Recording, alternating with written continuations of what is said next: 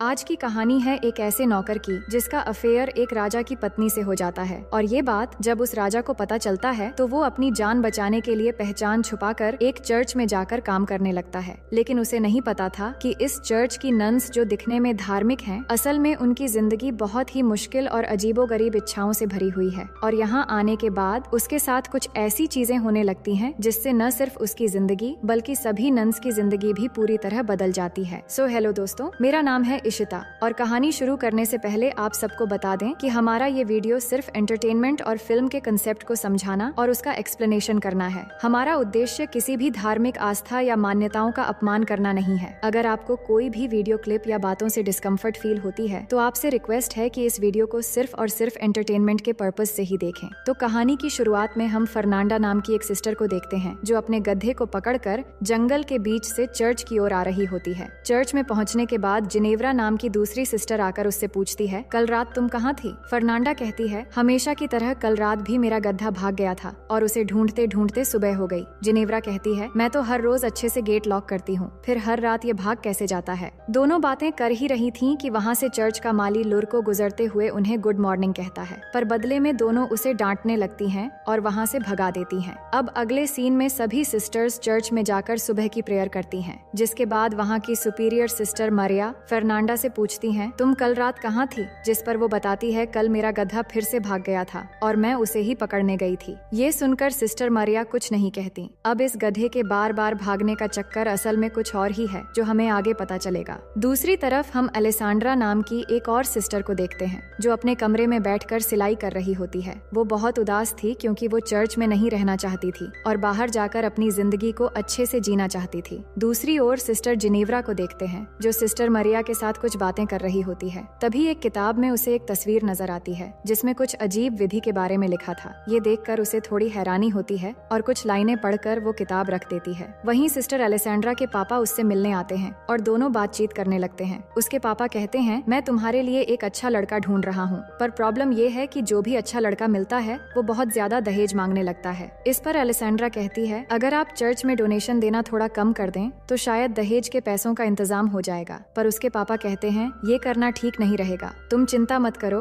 और अपने करियर पर ध्यान दो। शादी हो या ना हो, पर तुम एक बेहतरीन तरीके से जिंदगी जी सकोगी। ये सुनकर एलेसांड्रा बहुत दुखी हो जाती है क्योंकि वो शादी करके ही एक अच्छी और खूबसूरत जिंदगी जीना चाहती थी। अगले दिन हम तीनों सिस्टर्स को एक साथ देखते हैं जो अपने बुने हुए कपड़ों को ले जा रही होती हैं। एलेसांड्रा अपने पापा से की गई बातचीत दोनों सिस्टर्स को बताती है, जिसे सुनकर वो भी दुखी हो जाती है। तभी वो वहाँ लुर्को को देखते हैं जो कुछ काम करते हुए उन्हें अजीब नजरों से देख रहा था, पर ऐसा करते हुए देखकर वो तीनों उस पर भड़क जाती है और अपने दिल की भड़ास निकालने के लिए अंदर आकर उसका सामान फेंकने लगती है। और इतने से भी उनका मन नहीं भरता तो वो उसकी पिटाई भी कर देती है। दूसरी तरफ हम इस चर्च के फादर टोमासो को देखते हैं जो सिस्टर्स के बुने हुए कपड़े बाजार लेकर जाने के लिए निकलते हैं। रास्ते में लुर्को उनसे मिलता है और कहता है, मुझे माफ कर दीजिए फादर, अब मैं इस चर्च में काम नहीं करना चाहता। इस पर फादर उसे समझाते हैं कि अब आगे से ऐसा कुछ नहीं होगा, लेकिन लुर्को नहीं मानता और वहाँ से चला जाता है। इसके बाद हम चर्च से कुछ मील दूर एक घर में लॉर्ड ब्रूनो नाम के एक जमींदार आदमी को देखते हैं जो अपनी पत्नी फ्रांचेस्का के साथ खाना खाते हुए बातें कर रहा होता है। पर फ्रांचेस्का का ध्यान उनके नौकर मसेटो की तरफ होता है और मसेटो भी अपनी मालकिन को देख रहा होता है। दोनों को देखकर ऐसा लग रहा था कि उनके बीच कोई चक्कर है। फिर रात होते ही हम देखते हैं कि फ्रांचेस्का और मसेटो बिस्तर में एक राउंड खत्म कर चुके हैं। फ्रांचेस्का कहती है, मेरा पति मुझे खुश नहीं कर पाता, बस अपनी शानो शौकत की बातें करता रहता है। इसके बाद दोनों दूसरे राउंड के लिए तैयार होने लगते हैं। तभी कमरे में ब्रूनो के आने की आवाज सुनकर मासेट्टो खिड़की से कूदकर भागने की कोशिश करता है, लेकिन ब्रूनो आकर उसको पीछे से देख लेता है और उसका पीछा करते हुए सभी नौकरों के घर में चला जाता है। मगर मसेटो पहले पहुंचकर सोने का नाटक करने लगता है। इसके बाद ब्रूनो सभी नौकरों को चेक करने लगता है कि किसकी हार्ट बीट तेज है और चेक करते हुए जब मसेटो के पास आता है तो उसे शक हो जाता है कि यही वो नौकर है, पर अंधेरा होने की वजह से वो उसे पहचान नहीं पाता, इसलिए उसके कुछ बाल काट लेता है ताकि सुबह होने पर उसे पता चल जाए कि इस तरह के हिमाकत करने वाला असल में कौन था।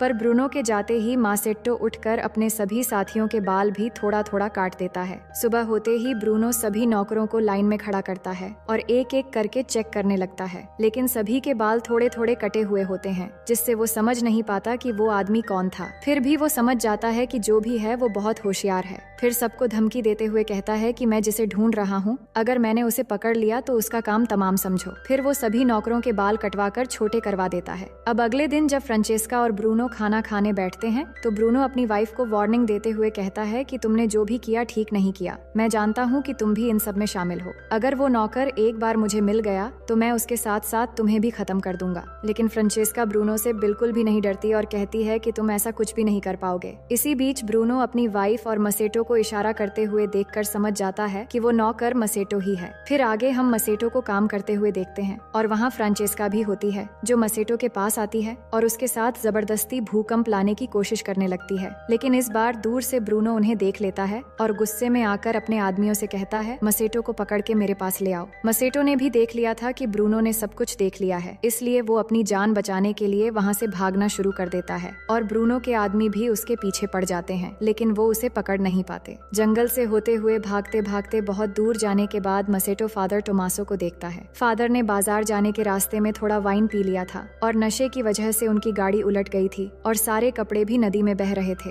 मसेटो ये देखकर फादर की मदद करता है और सारे कपड़े फिर से इकट्ठा कर देता है। इससे फादर बहुत खुश होते हैं और जब उन्हें पता चलता है कि मसेटो का कोई घर नहीं है तो वो उसे अपने साथ चर्च में ले आते हैं। फादर उसे कुछ खाने के लिए देते हैं और कहते हैं कि चर्च में तुम्हें गूंगा बहरा बनकर रहना पड़ेगा, नहीं तो चर्च की सिस्टर्स तुम्हें बहुत परेशान करेंगी। अगले दिन सुबह फादर मसेटो को सिस्टर मरिया से मिलवाते हैं और कहते हैं कि मैं एक आदमी को लाया हूँ जो हर काम में माहिर है, पर ये गूंगा बहरा है इसलिए इसे यहाँ लेकर आया हूँ ताकि ये लुर्को की जगह काम कर सके। ये सुनकर मरिया भी उसे काम पर रख लेती है। अब उसी दिन से मसेटो काम पर लग जाता है, पर सिस्टर अलेसांड्रा और फर्नांडा को नहीं पता था कि मसेटो को काम पर रखा गया है। तो फर्नांडा उसे घुसपैठिया समझकर भागते हुए उसके पास आती है और एक कुल्हाड़ी से डराकर उससे पूछने लगती है कि तुम कौन हो। तभी सिस्टर अलेसांड्रा जल्दी से मरिया को लेकर आती है और मरिया आकर उन्हें बताती है कि ये उनका नया माली है जिसका नाम मसेटो है और ये गूंगा बहरा है। फिर मरिया की बात सुनकर फर्नांडा उसे छोड़ देती है। इसके बाद हम सिस्टर मरिया और अलेसांड्रा को देखते हैं जहाँ मरिया बताती है कि तुम सिस्टर्स ने मिलकर जो कपड़े बुने थे वो फादर से बाजार जाते समय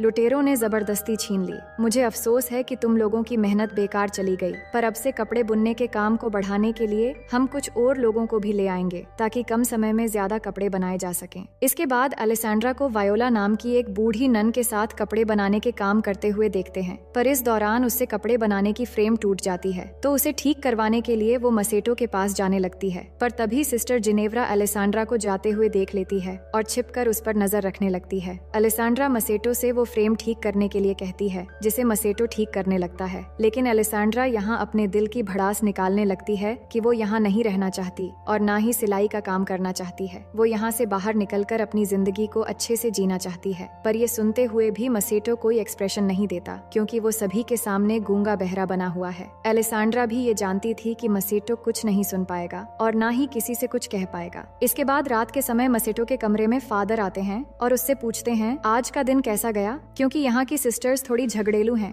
जिससे काम करना थोड़ा मुश्किल हो सकता है। पर मसेटो कहता है कि हाँ, कुछ सिस्टर्स सच में काफी झगड़ेलू हैं, लेकिन मैं अपना काम संभाल लूंगा। फादर कहते हैं कि चिंता मत करो, वो तुम्हें नुकसान नहीं पहुँचाएंगी, पर कुछ भी हो मुझे बताते रहना और उनके सामने गूंगा बहरा बने रहना जिससे वो तुमसे ज्यादा उलझेंगी नहीं। वहीं फर्नांडा अपने कमरे में कुछ पढ़ रही होती है, तभी उसकी खिड़की में कोई पत्थर फेंकता है तो वो खिड़की खोलकर देखती है कि उसकी बचपन की फ्रेंड मार्टा उससे मिलने आई है। इसके बाद दोनों अलेसांड्रा के कमरे में जाती हैं और तीनों मिलकर वाइन पीने लगती हैं। कुछ देर में वहाँ सिस्टर जिनेव्रा भी आ जाती है और सभी मिलकर मजे करने लगते हैं। फिर ड्रिंक करते हुए वो रोमांटिक बातें भी करने लगती हैं। मार्टा उन्हें लड़कों के बारे में कई सारी बातें बताने लगती है कि एक जड़ी बूटी है जिसे एक खास तरीके से इस्तेमाल करके लड़कों को अट्रैक्ट किया जा सकता है और ये सब सुनते हुए बाकी तीनों भी बहुत मजे लेती हैं। अगले दिन मसेटो जब काम कर रहा होता है तब अलेसांड्रा वहाँ आती है और मसेटो से कहती है मैंने तुम्हारे लिए ये रूमाल बनाया है। फिर वो रूमाल से मसेटो के पसीने पोंछने लगती है और पास बैठकर उससे बातें करने लगती है। दरअसल पिछली रात मार्टा की रोमांटिक बातों को सुनने के बाद उसके मन में नौटी ख्यालात आ गए थे, इसलिए वो बात करते करते अचानक उसे किस कर लेती है जिससे मसेटो भी इस चांस को बिना गवाए वहीं पर उसके साथ तूफान और भूकंप के मजे लेने लगता है। लेकिन तभी चर्च की घंटी बजने से मसेटो घबरा जाता है और अलेसांड्रा भी जल्दी से खुद को संभालकर चर्च में प्रे करने चली जाती है। लेकिन प्रे करते समय फर्नांडा अलेसांड्रा के स्कार्फ और नाखून में मिट्टी लगी हुई नोटिस करती है। अगले सीन में जिनेव्रा और फर्नांडा कपड़े धो रही होती हैं। तभी वहाँ अलेसांड्रा आती है जो बहुत खुश नजर आ रही थी। वो उनसे कहती है कल रात बहुत मजा आया। फर्नांडा पूछती है तुम यहाँ क्या कर रही हो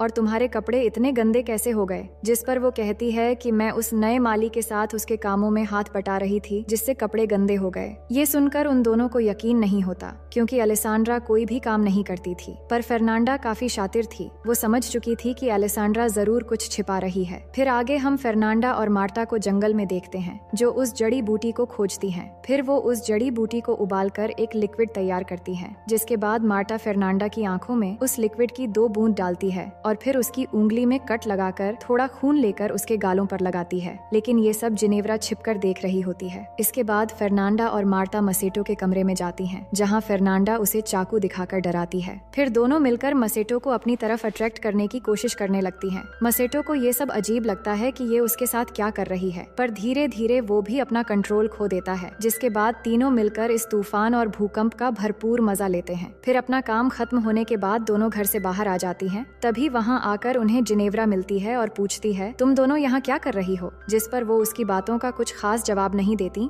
और बहाना बनाकर वहाँ से चली जाती है। लेकिन जिनेव्रा समझ जाती है कि वो उससे कुछ छिपा रही है। अगली सुबह हेड फादर बिशप चर्च घूमने आते हैं तो फादर टोमासो और मरिया उनका स्वागत करते हैं। दूसरी तरफ मसेटो अलेसांड्रा के कमरे में जाता है और दोनों फिर से एक बार तूफान और भूकंप के मजे लेने लगते हैं। पर इसी बीच सिस्टर वायोला कमरे में आ जाती है, जिसे वो पहले नोटिस नहीं कर पाते। लेकिन अचानक मसेटो उसे देखकर बोल पड़ता है, जिससे अलेसांड्रा चौंक जाती है। पर वायोला के आ जाने से दोनों घबरा जाते हैं और अलेसांड्रा खुद को ठीक करते हुए वायोला की मदद करने लगती है और मसेटो बिस्तर के नीचे छिप जाता है। उनका लक अच्छा था क्योंकि सिस्टर वायोला सुन नहीं सकती थी, इसलिए वो उनकी हरकतें नहीं समझ पाती। बाद में मसेटो बिना कोई भी आवाज किए खिड़की से निकल जाता है। अगले दिन जिनेव्रा मसेटो को आराम करते हुए देखती है और उसे अट्रैक्ट करने के लिए वो जड़ी बूटी बनाने लगती है, लेकिन वो इसे आंखों में डालने के बजाय पी लेती है। फिर वो अपने हाथ से खून निकालकर गालों पर लगा लेती है। वहीं अलेसांड्रा मसेटो के कमरे में आती है और उससे पूछती है कि उसने झूठ क्यों बोला कि वो गूंगा है। इतने में जिनेव्रा के आने की आवाज सुनकर अलेसांड्रा एक कोने में जाकर छिप जाती है और मसेटो सोने का नाटक करने लगता है। जिनेव्रा जड़ी बूटी के नशे में मसेटो के पास आकर चिपकने लगती है और अजीब अजीब हरकतें करने लगती है।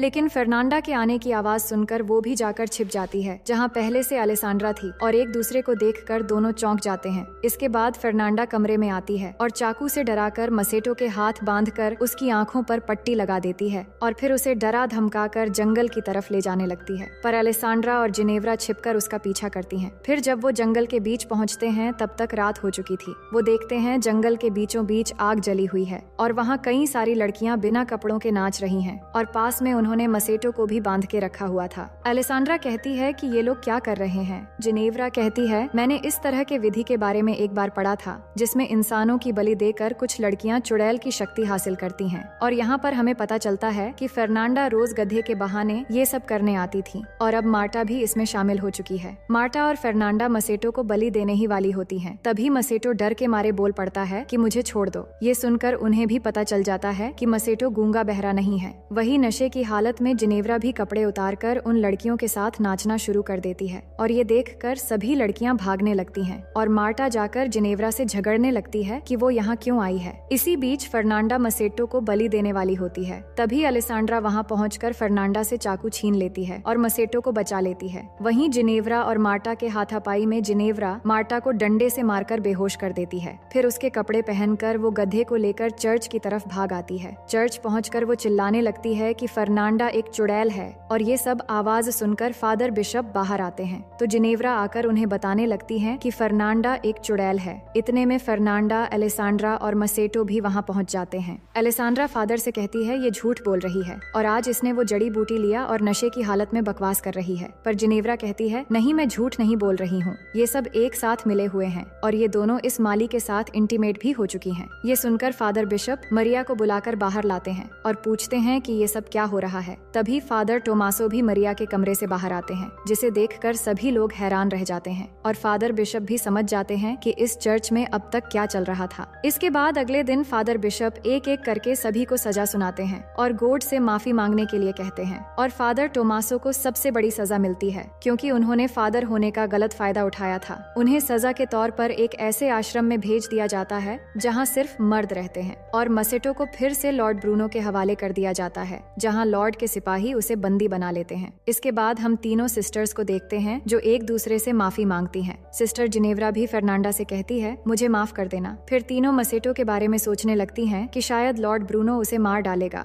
इसलिए वो उसे बचाने का एक प्लान बनाती है। उधर लॉर्ड ब्रूनो ने मासेट्टो को जेल में बंद कर दिया था और फिर वहाँ आकर कहता है, मैंने अपनी वाइफ को कुत्तों और जंगली जानवरों के साथ बांध दिया है ताकि उसे दर्दनाक मौत मिले, और अब तुम्हारी बारी है, पर मैं तुम्हें नहीं मारूंगा और जिंदा रखकर उससे भी ज्यादा टॉर्चर करूंगा। ये कहकर वो वहाँ से चला जाता है। इसके बाद मसेटो उन सिपाहियों से रिक्वेस्ट करने लगता है कि वो उसे आजाद कर दें, लेकिन वो मना कर देते हैं और उल्टा उसका मजाक उड़ाने लगते हैं। फिर कुछ देर बाद एक कछुए पर जलती हुई मोमबत्ती देखकर सिपाही उसके पीछे पीछे चले जाते हैं। असल में उस कछुए को सिस्टर्स ने छोड़ा था और उनके जाते ही तीनों सिस्टर्स आकर मसेटो को बाहर निकाल लेती हैं और उसकी जगह एक पुतला रखकर मसेटो को सिस्टर्स के कपड़े पहना देती है। फिर उसे लेकर जंगल की तरफ भागने लगती है। वही मरिया को देखते हैं जो गधे को साथ लेकर टोमासो से मिलने आती है और दोनों बहुत खुश होते हैं क्योंकि उनके बीच प्यार हो गया था और वो एक दूसरे से दूर नहीं रह पा रहे थे। इतने में वो कुछ आवाजें सुनकर वो छुप जाते हैं और तभी फर्नांडा अपने गधे को वहाँ देखती है कि ये गधा यहाँ कैसे आया, लेकिन जिनेव्रा उसे वहाँ से ले जाती है। फिर उनके जाने के बाद मरिया और टोमासा बाहर आते हैं और वो समझ चुके थे कि उन तीनों सिस्टर्स ने मसेटो को छुड़वा लिया है, पर उनकी शरारत देखकर वो एक दूसरे को देखकर मुस्कुराते हैं और दोनों एक साथ वहाँ से जाने लगते हैं और इसी के साथ कहानी यहीं पर खत्म हो जाती है। तो दोस्तों, मैं उम्मीद करती हूँ कि ये कहानी आपको बेहद पसंद आएगी और अगर आप हमारे चैनल में पहली बार आए हैं तो वीडियो को लाइक करके चैनल को सब्सक्राइब कर लीजिए।